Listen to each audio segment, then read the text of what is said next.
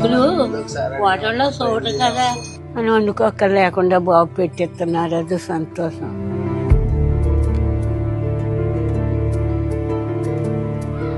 ఎవరు పెట్టుబడి లేక నాకు క్యారేజ్ రాశారండి.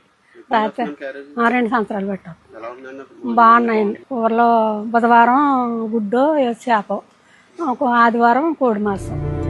పశ్చిమ గోదావరి జిల్లా భీమవరం సమీపంలోని వీరవాసరం గ్రామానికి చెందిన రైతు తులసి రాంబాబు ఇలాంటి వారికి ఇంటికే క్యారియర్ ఉచితంగా పంపిస్తున్నారు.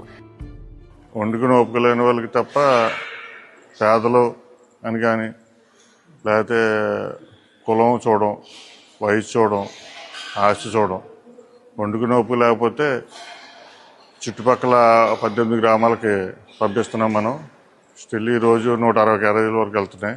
నేను గత 6 సంవత్సరాల నుంచి ఇది 7వ సంవత్సరం మొదలుపెట్టి.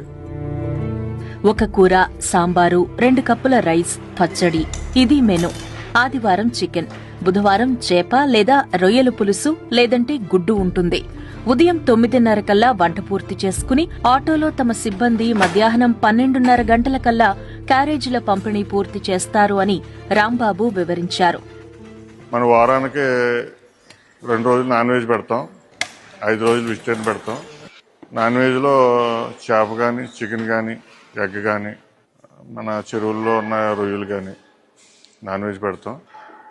వెజిటేరియన్ వచ్చేటికి వారానికి 2 రోజులు పప్పు కూర ఉంటుంది, వారానికి 3 రోజులు కాయగూరలు ఉంటుంది.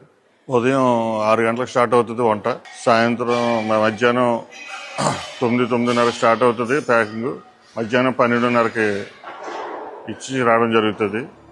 వీరవాసరం చుట్టుపక్కల ఉన్న 18 గ్రామాల్లోని తమ పిల్లల నిరాదరణకు గురైన వృద్ధులకు, డబ్బుండి కూడా వండుకునే శక్తి లేని వారికి ఉచితంగా ఆహారం అందిస్తాము అని రాంబాబు చెప్పారు. చాలా బాగా బతికానండి.